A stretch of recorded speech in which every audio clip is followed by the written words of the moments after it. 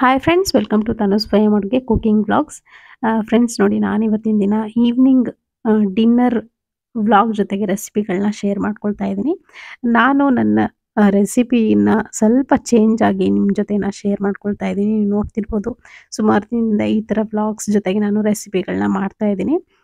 ನಿಮಗೆ ಇಷ್ಟ ಆಗ್ತಿದೆ ಅಂತ ಅಂದ್ಕೊಂಡಿದ್ದೀನಿ. ಇಷ್ಟ ಆಗ್ತಿದೆಯೋ ಇಲ್ಲೋ ಅಂತ ಕಮೆಂಟ್ ಮುಖಾಂತರ ತಿಳಿಸಿ. ನೋಡಿ, ನಾನು ಈವ್ನಿಂಗ್ ಟೈಮ್ನಲ್ಲಿ ಅಡುಗೆ ಮಾಡ್ತಿರ್ಬೇಕಾದ್ರೆ ಮೊಬೈಲಲ್ಲಿ ಯಾವುದಾದ್ರೂ ಸೀರೀಸ್ನ ಹಾಕೊಂಡು ನೋಡ್ತಾ ಅಡುಗೆ ಮಾಡ್ತೀನಿ. ತುಂಬ ಬೇಗ ಅಡುಗೆ ಆಗುತ್ತೆ. ಅಡುಗೆ ಮಾಡಿದ್ವಿ ಅಂತಲೇ ಅನಿಸಲ್ಲ. ಸೀರೀಸ್ ಅಂದರೆ ಯಾವುದೇ ಸೀರಿಯಲ್ಸ್ ಅಲ್ಲ, ಅದೆಲ್ಲ ನೋಡಿ ನಾನು ಟೈಮ್ ವೇಸ್ಟ್ ಮಾಡಲ್ಲ. ಅದ್ರ ಬದಲು ಯಾವುದಾದ್ರೂ ಪೌರಾಣಿಕ ಕಥೆಗಳನ್ನ ನೋಡ್ತಾ ಅಡುಗೆ ಮಾಡ್ತೀನಿ. ತುಂಬ ಚೆನ್ನಾಗಿ ಅನಿಸುತ್ತೆ. ಪೌರಾಣಿಕ ಕಥೆ ಅಂದರೆ ರಾಮಾಯಣ, ಮಹಾಭಾರತ, ಶ್ರೀಕೃಷ್ಣ, ಓಂ ನಮಃ ಶಿವಾಯ, ಹನುಮಾನ್, ಇದೆಲ್ಲ ತುಂಬ ಚೆನ್ನಾಗಿರುತ್ತೆ. ಹಿಂದಿ ಎಪಿಸೋಡ್ಸು ಅದನ್ನೆಲ್ಲ ನೋಡ್ತಾ ನಾನು ಅಡುಗೆ ಮಾಡ್ತೀನಿ. ಇವಾಗ ನೋಡಿ, ನಾನು ನಿಮ್ಮ ಜೊತೆ ಶೇರ್ ಮಾಡ್ಕೊಳ್ತಾ ಇದ್ದೀನಿ ಹೀರೆಕಾಯಿ ಹೋಳ್ಗಾಯಿ ಪಲ್ಯವನ್ನು. ತುಂಬ ಚೆನ್ನಾಗಿರುತ್ತೆ. ಒಂದು ಹಳೆಯ ರೆಸಿಪಿ ಅಂತ ಹೇಳ್ಬೋದು. ಹಳ್ಳಿ ಕಡೆ ಎಲ್ಲ ಇದೇ ಥರ ಮಾಡ್ತಾರೆ. ಅನ್ನಕ್ಕೆ, ಚಪಾತಿ ಅಥವಾ ರೊಟ್ಟಿಗೆ ಎಲ್ಲದಕ್ಕೂ ಆಗುತ್ತೆ. ಅಷ್ಟು ಚೆನ್ನಾಗಿರುತ್ತೆ. ಬನ್ನಿ ಹೇಗೆ ಮಾಡೋದು ಅಂತ ನೋಡೋಣ. ಹೀರೆಕಾಯಿನ ನಾನು ನೋಡಿ ಸಿಪ್ಪೆ ತೆಗೆದು ಹೋಳಾಗಿ ಕಟ್ ಮಾಡಿ ಇಟ್ಕೊಂಡಿದ್ದೀನಿ. ಅಂದರೆ ಪೀಸಾಗಿ ಕಟ್ ಮಾಡಿ ಇಟ್ಕೊಂಡಿದ್ದೀನಿ. ಇವಾಗ ಒಂದು ಮಿಕ್ಸರ್ ಜಾರ್ಗೆ ಒಣ ಕೊಬ್ಬರಿನ ಹಾಕೊಳ್ತಾ ಇದ್ದೀನಿ, ಒಂದು ಕೈ ಹಿಡಿಯಾಗೋಷ್ಟು. ಜೊತೆಗೆ ಸ್ವಲ್ಪ ಕೊತ್ತಂಬರಿ ಸೊಪ್ಪನ್ನು ಕೂಡ ಇದಕ್ಕೇನೆ ಹಾಕೊಳ್ತಾ ಇದ್ದೀನಿ. ಇದ್ರ ಜೊತೆಗೆ ನೋಡಿ, 1 ಟೀ ಸ್ಪೂನ್ ಆಗುವಷ್ಟು ಜೀರಿಗೆ ಕೂಡ ನಾನಿಲ್ಲಿ ಹಾಕೊಂಡೆ. ಹಾಗೆಯೇ ಖಾರದ ಪುಡಿ ಹಾಕೊಳ್ತಾ ಇದ್ದೀನಿ. ನಿಮಗೆ ಖಾರದ ಪುಡಿ ಇಷ್ಟ ಇಲ್ಲ ಅಂದರೆ ಹಸಿಮೆಣಸಿನ್ಕಾಯಿ ಕೂಡ ಬಳಸ್ಬೋದು. ಹಾಗೆಯೇ ಸ್ವಲ್ಪ ಹುಚ್ಚೆಳ್ಳು ಪೌಡ್ರನ್ನ ಹಾಕೊಳ್ತಾ ಇದ್ದೀನಿ. ಜೊತೆಗೆ ಉಪ್ಪನ್ನು ಹಾಕ್ಕೊಂಡು ಇದನ್ನು ನುಣ್ಣಗೆ ರುಬ್ಕೋಬೇಕು. ನೀರನ್ನು ಹಾಕೊಂಡಾದರೂ ರುಬ್ಕೊಳ್ಳಿ, ಹಾಗೇನಾದರೂ ರುಬ್ಕೊಳ್ಳಿ. ನಾನಿಲ್ಲಿ ಜಸ್ಟ್ ಪೌಡ್ರ್ ಮಾಡಿಕೊಂಡೆ, ನೀರು ಹಾಕಲಿಲ್ಲ. ನೋಡಿ, ಜಸ್ಟ್ ಪೌಡ್ರ್ ಮಾಡಿಕೊಂಡ್ರೆ ಆಯಿತು. ನುಣ್ಣಗೆ ಮಾಡ್ಕೋಬೇಕು. ಪೂರ್ತಿ ತರ್ತರಿಯಾಗಿ ಮಾಡಿದ್ರೆ ಚೆನ್ನಾಗಾಗಲ್ಲ. ನೀವು ಇದೊಂದು ಥರ ಗೊಜ್ಜನ್ನು ಮಾಡಿಬಿಟ್ರೆ ಅನ್ನಕ್ಕೆ, ಚಪಾತಿ ಅಥವಾ ರೊಟ್ಟಿಗೆ ಅಥವಾ ಮುದ್ದೆ ಮಾಡಿದ್ರೆ ಮುದ್ದೆಗೆ ಎಲ್ಲದಕ್ಕೂ ಹೊಂದ್ಕೊಳ್ಳುತ್ತೆ. ತುಂಬ ಚೆನ್ನಾಗಿರುತ್ತೆ. ನೀವು ಬೇಕಿದ್ರೆ ಸಪ್ರೇಟಾಗಿ ಸಾರು ಮಾಡೋ ಅಗತ್ಯನೇ ಇಲ್ಲ. ನೋಡಿ, ಇವಾಗ ಒಂದು ಗ್ಯಾಸ್ ಮೇಲೆ ಒಂದು ಕುಕ್ಕರನ್ನು ಬಿಸಿ ಇಟ್ಕೊಂಡಿದ್ದೀನಿ. ಕುಕ್ಕರ್ನಲ್ಲಿ ಮಾಡ್ಕೊಳ್ತಾ ಇದ್ದೀನಿ. ಬೇಕಿದ್ರೆ ಓಪನ್ ಲಿಡ್ಡಲ್ಲೇ ಮಾಡ್ಕೋಬೋದು. ಹೀರೆಕಾಯಿ ಏನು ಬೇಕು, ಜಾಸ್ತಿ ಸಮಯ ತಗೊಳ್ಳಲ್ಲ. ಒಂದು 2 ಸ್ಪೂನ್ ಆಗೋಷ್ಟು ಎಣ್ಣೆ ಹಾಕ್ಕೊಂಡಿದ್ದೀನಿ. ಸಾಸಿವೆ, ಜೀರಿಗೆ ಹಾಕ್ಕೊಂಡಿದ್ದೀನಿ. ಹಾಗೆಯೇ ಒಂದು ಈರುಳ್ಳಿನ ಸಣ್ಣದಾಗಿ ಕಟ್ ಮಾಡಿಕೊಂಡು ಇಟ್ಕೊಂಡಿದ್ದೆ, ಅದನ್ನು ಕೂಡ ಹಾಕ್ಕೊಂಡಿದ್ದೀನಿ. ಹಾಕ್ಕೊಂಡು ಚೆನ್ನಾಗಿ ಮಿಕ್ಸ್ ಮಾಡ್ಕೊಳ್ತಾ ಫ್ರೈ ಮಾಡ್ಕೊಳ್ಳಿ.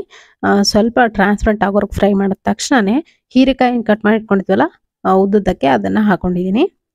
ನೀವು ಬೇಕಿದ್ರೆ ಎಣ್ಣೆಗಾಯಿ ಕೂಡ ಮಾಡ್ಕೋಬೋದು. ಅದೇ ಸೇಮ್ ಮಸಾಲೆನ ಇದನ್ನು ಒಂದು 4+ ಆಕಾರಕ್ಕೆ ಕಟ್ ಮಾಡ್ಕೋಬೇಕು. ಹೀರೆಕಾಯಿನ ಈ ಎಣ್ಣೆಗಾಯಿ ತುಂಬಿ ಮಾಡುವಂಥ ಎಣ್ಣೆಗಾಯಿ ಹೇಗೆ ಕಟ್ ಮಾಡ್ಕೊಳ್ತಾರೋ ಹಾಗೆ ಮಾಡಿಕೊಂಡು ಅದರಲ್ಲಿ ಆ ಸ್ಟಫಿಂಗನ್ನ ತುಂಬಿಕೊಂಡು ಮಾಡ್ಕೋಬೋದು. ನಾನಿಲ್ಲಿ ಹೋಳ್ಗಾಯಿ ಮಾಡ್ಕೊಳ್ತಾ ಇದ್ದೀನಿ, ಗ್ರೇವಿ ಥರ. ತುಂಬ ಚೆನ್ನಾಗಿರುತ್ತೆ ಇದು ಕೂಡ. ಹೀರೆಕಾಯಿ ಹಾಕ್ಕೊಂಡು ಅದನ್ನು ಕೂಡ ಸ್ವಲ್ಪ ಹೊತ್ತು ಬಾಡಿಸ್ಕೊಂಡೆ. ಸ್ವಲ್ಪ ಉಪ್ಪನ್ನು ಹಾಕ್ಕೊಂಡು ಕೂಡ ಫ್ರೈ ಮಾಡ್ಕೋಬೇಕು. ಸ್ವಲ್ಪ ಅರಿಶಿನ ಪುಡಿ ಕೂಡ ಹಾಕ್ಕೊಳ್ತಿದ್ದೀನಿ ಕಲರ್ಗೋಸ್ಕರ. ನೋಡಿ, ಫ್ರೈ ಮಾಡ್ಕೊಳ್ತಾ ಬೇಗನೆ ಫ್ರೈ ಆಗುತ್ತೆ. ಕುಕ್ಕರಲ್ಲಿ ವಿಜಲ್ ಕೂಗಿಸೋದಕ್ಕಿಂತ ಓಪನ್ ಲಿಡ್ಡಲ್ಲೇ ಮಾಡ್ಕೊಳ್ಳಿ ಅಂತ ಹೇಳ್ತೀನಿ.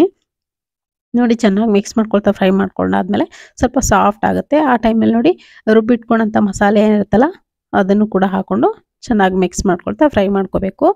ಯಾಕಂದರೆ ಅದೇನು ಮಸಾಲೆ ಜಾಸ್ತಿ ಏನಿಲ್ಲ, ಒಣ ಕೊಬ್ಬರಿ ಅದು ನಾವು ಹಾಕಿರುವಂಥದ್ದು. ಹಸಿ ತೆಂಗಿನಕಾಯಿ ಕೂಡ ಹಾಕೋಬೋದು ನೀವು, ಅದು ಕೂಡ ತುಂಬ ಚೆನ್ನಾಗಾಗುತ್ತೆ.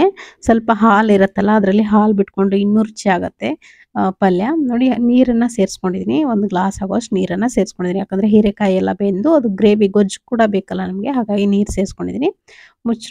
ಕುಕ್ಕರ್ ಲಿಡ್ಡನ್ನು ಕ್ಲೋಸ್ ಮಾಡಿ ಒಂದೇ ಒಂದು ವಿಜಲ್ ಕೂಗೋಕ್ಕಿಂತ ಮುಂಚೆನೇ ಆಫ್ ಮಾಡಿಬಿಡ್ತೀನಿ. ಇವಾಗ ನಾನು ಮೊದಲೇ ಬೇಳೆ ಬೇಯಿಸ್ಕೊಂಡು ಇಟ್ಕೊಂಡಿದ್ದೆ. ಇದು ಡಿನ್ನರ್ ರುಟೀನ್ ತೋರಿಸ್ತಾ ಇದ್ದೀನಿ, ಜೊತೆಗೆ ಅಡುಗೆ ಕೂಡ ತೋರಿಸ್ತಾ ಇದ್ದೀನಿ ಹೇಗೆ ಮಾಡೋದು ಅಂತ. ನಾನಿಲ್ಲಿ ಒಂದು ಅರ್ಧ ಕಪ್ ಆಗೋಷ್ಟು ತೊಗರಿ ಬೇಳೆ, ಒಂದು 3 ಟೊಮೆಟೊ ಹಾಕಿ ಕುಕ್ಕರ್ನಲ್ಲಿ ಬೇಯಿಸಿಟ್ಕೊಂಡಿದ್ದೀನಿ. ಒಂದು 3 ವಿಜಲ್ ಕೂಗಿಸ್ಕೊಂಡು ಅದನ್ನು ಚೆನ್ನಾಗಿ ಮ್ಯಾಶ್ ಮಾಡ್ಕೊಳ್ತಾ ಇದ್ದೀನಿ. ನೋಡಿ, ನಾನು ಡೈಲಿ ರುಟೀನಲ್ಲಿ ನಮ್ಮ ಮನೇಲಿ ಏನು ಅಡುಗೆ ಮಾಡ್ತಾ ಇದ್ದೀನಿ ಅನ್ನೋದನ್ನು ನಾನು ಇವತ್ತು ನಿಮಗೆ ಶೇರ್ ಮಾಡ್ಕೊಳ್ತಾ ಇದ್ದೀನಿ. ನೋಡಿ, ಚೆನ್ನಾಗಿ ಮ್ಯಾಶ್ ಮಾಡ್ಕೊಳ್ತಾ ಇದ್ದೀನಿ. ಬೇಳೆನ ಮಾಡ್ಕೊಂಡಾದ್ಮೇಲೆ ಇದನ್ನು ಸೈಡಲ್ಲಿ ಎತ್ತಿಟ್ಕೊಳ್ತೀನಿ. ಇವಾಗ ಒಂದು ಒಗ್ಗರಣೆಗೆ ಪಾತ್ರೆ ಬಿಸಿ ಇಟ್ಕೊಂಡಿದ್ದೀನಿ. ಒಂದು 2 ಸ್ಪೂನ್ ಆಗೋಷ್ಟು ಎಣ್ಣೆ ಹಾಕ್ಕೊಂಡು 1 ಗೆಡ್ಡೆ ಬೆಳ್ಳುಳ್ಳಿನ ಜಜ್ಜಿ ಹಾಕ್ಕೊಳ್ತಾ ಇದ್ದೀನಿ. ಸಿಪ್ಪೆ ಸಮೇತನೇ ನಾನು ಜಜ್ಜಿ ಹಾಕ್ಕೊಳ್ತೀನಿ. ಸಾಂಬಾರಿಗೆಲ್ಲ ಸಿಪ್ಪೆ ತೆಗೆಯಲ್ಲ. 1 ಸ್ಪೂನ್ ಆಗೋಷ್ಟು ಸಾಸಿವೆ, ಜೀರಿಗೆ ಕೂಡ ಹಾಕ್ಕೊಂಡು ಚೆನ್ನಾಗಿ ಚಟಪಟ ಅನ್ನೋವರೆಗೂ ಫ್ರೈ ಮಾಡ್ಕೋಬೇಕು. ಸ್ವಲ್ಪ ಹಸಿಮೆಣಸಿನ್ಕಾಯಿ, ನಾನಿಲ್ಲಿ ಹಸಿಮೆಣಸಿನ್ಕಾಯಿ ಹಾಕಿ ಮಾಡ್ತೀನಿ ಸಾಂಬಾರನ್ನ, ತುಂಬ ಚೆನ್ನಾಗಾಗುತ್ತೆ. ಒಂದು 4 ಖಾರ ಇರುವಂಥ ಹಸಿಮೆಣಸಿನ್ಕಾಯಿನ ಎಣ್ಣೆಯಲ್ಲಿ ಚೆನ್ನಾಗಿ ಫ್ರೈ ಮಾಡ್ಕೋಬೇಕು. ಈ ಥರ ನೀವು ಕೂಡ ಒಂದ್ಸರಿ ಮಾಡಿ ನೋಡಿ ಸಾಂಬಾರನ್ನ. ನೀವು ಕುಕ್ಕರ್ನಲ್ಲಿ ಡೈರೆಕ್ಟಾಗಿ ಹಾಕಿ ಹಸಿಮೆಣಸಿನ್ಕಾಯಿ ಕೂಗಿಸಿ ಮಾಡೋದಕ್ಕಿಂತ ಒಗ್ಗರಣೆಯಲ್ಲಿ ಈ ಥರ ಹಾಕಿ ಮಾಡಿ ನೋಡಿ, ಎಷ್ಟು ರುಚಿಯಾಗುತ್ತೆ ಸಾಂಬಾರು ಅಂದರೆ. ನೀವು ಮಾಡಿದಾಗಲೇ ನಿಮ್ಗೆ ಗೊತ್ತಾಗುತ್ತೆ ನೋಡಿ. ಆ ಥರ ಒಗ್ಗರಣೆ ಹಾಕಾದ್ಮೇಲೆ ಸಾರು ಮಸ್ತ್ ಇಟ್ಕೊಂಡಿದ್ವಲ್ಲ ಬೇಳೆ, ಅದನ್ನು ಕೂಡ ಹಾಕೊಂಡಿದ್ದೀನಿ. ಹಾಗೆಯೇ ಒಂದು ನುಗ್ಗೆಕಾಯಿ ಇತ್ತು, ಅದನ್ನು ಕೂಡ ಕಟ್ ಮಾಡ್ಕೊಂಡು ಹಾಕೊಂಡಿದ್ದೀನಿ. ರುಚಿಗೆ ಎಷ್ಟು ಬೇಕಷ್ಟು ನೋಡಿಕೊಂಡು ಉಪ್ಪನ್ನು ಕೂಡ ಸೇರಿಸ್ಕೊಂಡಿದ್ದೀನಿ. ಸ್ವಲ್ಪ ಕೈ ಹಿಡಿಯಾಗೋಷ್ಟು ಕೊತ್ತಂಬರಿ ಸೊಪ್ಪನ್ನು ಕೂಡ ಇದಕ್ಕೆ ಹಾಕ್ಕೊಳ್ತೀನಿ. ತುಂಬ ಚೆನ್ನಾಗುತ್ತೆ. ಕೊತ್ತಂಬರಿ ಸೊಪ್ಪನ್ನು ಎಷ್ಟು ಜಾಸ್ತಿ ಹಾಕ್ತಿರೋ ಈ ಸಾಂಬಾರಿಗೆ ಅಷ್ಟು ರುಚಿಯಾಗಿರುತ್ತೆ. ತುಂಬ ಸಿಂಪಲ್ ಆಗಿರುವಂಥ ಟೇಸ್ಟಿಯಾಗಿರುವಂಥ ತಿಳಿ ಸಾರು ಅಂತ ಹೇಳ್ಬೋದು. ಈ ಟೈಪ್ ನೀವು ಯಾವತ್ತಾದರೂ ಟ್ರೈ ಮಾಡಿಲ್ಲ ಅಂದರೆ ಖಂಡಿತ ಸಿಂಪಲ್ಲಾಗಿ ಈ ಥರ ಒಂದ್ಸರಿ ಮಾಡಿ ನೋಡಿ. ರುಚಿ ನೋಡಿ ಹೇಗಿತ್ತು ಅಂತ ಅಭಿಪ್ರಾಯ ತಿಳಿಸೋದನ್ನು ಮರಿಬೇಡಿ. ಒಂದು 2ರಿಂದ 3 ಕುದಿ ಚೆನ್ನಾಗಿ ಕುದಿಸ್ಕೊಂಡಿದ್ದೀನಿ. ನೋಡ್ತಿರ್ಬೋದು ಯಾವ ರೀತಿ ಕುದ್ದಿದೆ ಅಂತ. ಇವಾಗ ಸಾಂಬಾರು ಕೂಡ ರೆಡಿ ಆಯಿತು. ಇವಾಗ ಹೀರೆಕಾಯಿ ಗೊಜ್ಜು ನೋಡಿ, ನಾ ಒಂದು ವಿಷಲ್ ಏನೂ ಕೂಗಿಲ್ಲ, ಆವಾಗಲೇ ಆಫ್ ಮಾಡಿಕೊಂಡು ಕೆಳಗಿಳಿಸಿದ್ದೀನಿ. ಕುಕ್ಕರ್ ಲಿಡನ್ನು ಕೂಡ ಓಪನ್ ಮಾಡಿದ್ದೀನಿ, ಸ್ಟೀಮನ್ನು ತೆಗೆದು. ಅಷ್ಟೇ ಸಾಕು, ಜಾಸ್ತಿ ಬೇಯಿಸೋದು ಬೇಡ. ಇವಾಗ ನೋಡಿ ಹೀರೆಕಾಯಿ ಗೊಜ್ಜು ಕೂಡ ರೆಡಿಯಾಗಿದೆ. ಇವಾಗ ಫೈನಲ್ ಆಗಿ ಜೋಳದ ರೊಟ್ಟಿಯನ್ನು ಮಾಡ್ತಾ ಇದ್ದೀನಿ. ಜೋಳದ ರೊಟ್ಟಿ ಹೇಗೆ ಮಾಡೋದು ಅಂತ ನಾನು ಚಾನಲ್ನಲ್ಲಿ ಆಲ್ರೆಡಿ ಸಾಕಷ್ಟು ಸರಿ ತೋರಿಸಿದ್ದೀನಿ. ಯಾರಾದರೂ ನೋಡಿಲ್ಲ ಅಂದರೆ ತುಂಬ ಸುಲಭ ವಿಧಾನದಲ್ಲಿ ಹೇಗೆ ಜೋಳದ ರೊಟ್ಟಿನ ತಟ್ಟದೇನೆ ಮಾಡೋದು ಅಂತ ನಾನು ತೋರಿಸಿದ್ದೀನಿ. ನೋಡಿಲ್ಲ ಅಂದರೆ ಇಲ್ಲಿ ಮೇಲೆ ಐ ಕಾರ್ಡಲ್ಲಿ ಬರ್ತಿರುತ್ತೆ, ಹಾಗೆಯೇ ಡಿಸ್ಕ್ರಿಪ್ಷನ್ ಬಾಕ್ಸಲ್ಲೂ ಕೂಡ ನಾನು ಹಾಕಿರ್ತೀನಿ. ಅಲ್ಲಿ ನೀವು ನೋಡಿಕೊಂಡು ಚೆಕ್ ಮಾಡ್ಕೊಳ್ಳಿ. ಎರಡೂ ಕಡೆ ಇಲ್ಲ ಅಂದರೆ ನಮ್ಮ ಚಾನಲ್ಗೆ ಹೋಗಿ ಅಲ್ಲಿ ಜೋಳದ ರೊಟ್ಟಿ ರೆಸಿಪಿನ ಸರ್ಚ್ ಮಾಡಿದ್ರೆ ನಿಮಗೆ ಸಾಕಷ್ಟು ಬರುತ್ತೆ ರೆಸಿಪೀಸು. ತುಂಬಾ ಸುಲಭವಾಗಿ, ಜಾಸ್ತಿ ತಟ್ಟದೇನೆ ಜೋಳದ ರೊಟ್ಟಿ ತೆಳುವಾಗಿ ಹೇಗೆ ಮಾಡೋದು ಅಂತ ನಿಮಗೆ ಈಸಿಯಾಗಿ ನೀವು ನೋಡ್ಬೋದು. ಜೋಳದ ರೊಟ್ಟಿ ಮಾಡೋದು ತುಂಬಾ ಸುಲಭ. ಬರದೇ ಇರೋರಿಗೆ ತುಂಬ ಕಷ್ಟ. ನನಗೂ ಕೂಡ ಮೊದಲಿಗೆಲ್ಲ ಬರ್ತಿರ್ಲಿಲ್ಲ, ತುಂಬ ಕಷ್ಟ ಆಗ್ತಿತ್ತು. ತುಂಬ ಕಷ್ಟ ಅನುಭವಿಸಿ ಇವಾಗ ತುಂಬ ಚೆನ್ನಾಗಿ ಜೋಳದ ರೊಟ್ಟಿನ ಮಾಡ್ತೀನಿ ನಾನು. ಈಗ ನೋಡಿ, ಒಂದು 10 ನಿಮಿಷದಲ್ಲಿ ಒಂದು 10 ಜೋಳದ ರೊಟ್ಟಿ ಮಾಡಿಬಿಡ್ತೀನಿ. 10 ಸಾಕಾಗತ್ತೆ ನಮ್ಮ ಮನೆಗೆ. ನಾನು, ನನ್ನ ಮಗ ಮತ್ತು ನನ್ನ ಹಸ್ಬೆಂಡ್ 3 ಜನ ಮಾತ್ರ ನಾವು ತಿನ್ನೋದು. ಹಾಗಾಗಿ ಜಸ್ಟ್ 10ರಿಂದ 12 ಜೋಳದ ರೊಟ್ಟಿ ಮಾತ್ರ ನಾನು ಮಾಡ್ತೀನಿ. ಅದು ಕೂಡ 10 ನಿಮಿಷದಲ್ಲಿ. ತುಂಬ ಚೆನ್ನಾಗಿ, ತುಂಬ ತೆಳುವಾಗಿ, ಜಾಸ್ತಿ ತಟ್ಟದೇನೆ ನೀವು ಲಟ್ಟಣಿಗೆ ಏನು ಬಳಸ್ತೀರಾ ಅದರಿಂದನೇ ಜೋಳದ ರೊಟ್ಟಿನ ಮಾಡ್ಬೋದು.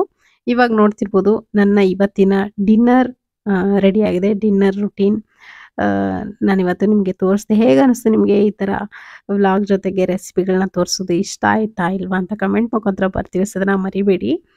ನೋಡಿ, ಜೋಳದ ರೊಟ್ಟಿ, ಹೀರೆಕಾಯಿ ಗೊಜ್ಜು, ಹಾಗೆ ನುಗ್ಗೆಕಾಯಿ ಸಾರು ಎಲ್ಲ ರೆಡಿ ಆಯಿತು. ಇದ್ರ ಜೊತೆಗೆ ನೋಡಿ ಈ ಥರ ಕೆಂಪು ಚಟ್ನಿ, ನಮ್ಮ ಉತ್ತರ ಕರ್ನಾಟಕ ಸ್ಪೆಷಲ್ ಕೆಂಪು ಚಟ್ನಿ, ಮನೇಲೇ ಮಾಡಿದಂಥ ನಿಂಬೆಕಾಯಿ ಉಪ್ಪಿನಕಾಯಿ, ಹಾಗೆ ಹೀರೆಕಾಯಿ ಗೊಜ್ಜು, ರುಚಿಯಾಗಿರುವಂಥ ಟೇಸ್ಟಿಯಾಗಿರುವಂಥ ಸಿಂಪಲ್ ನುಗ್ಗೆಕಾಯಿ ಸಾರನ್ನ ಒಂದು ಬೌಲಲ್ಲಿ ಹಾಕ್ಕೊಂಡು ಜೋಳದ ರೊಟ್ಟಿ ಜೊತೆಗೆ ಸರ್ವ್ ಮಾಡಿದ್ರೆ ಇದಕ್ಕಿಂತ ಇನ್ನೇನು ಬೇಕು ಅಲ್ವಾ? ಸೊ ನಮ್ಮ ಇವತ್ತಿನ ರಾತ್ರಿ ಊಟ ರೆಡಿಯಾಗಿದೆ. ಇದು ಪಕ್ಕಾ ಜವಾರಿ ಅಡುಗೆ.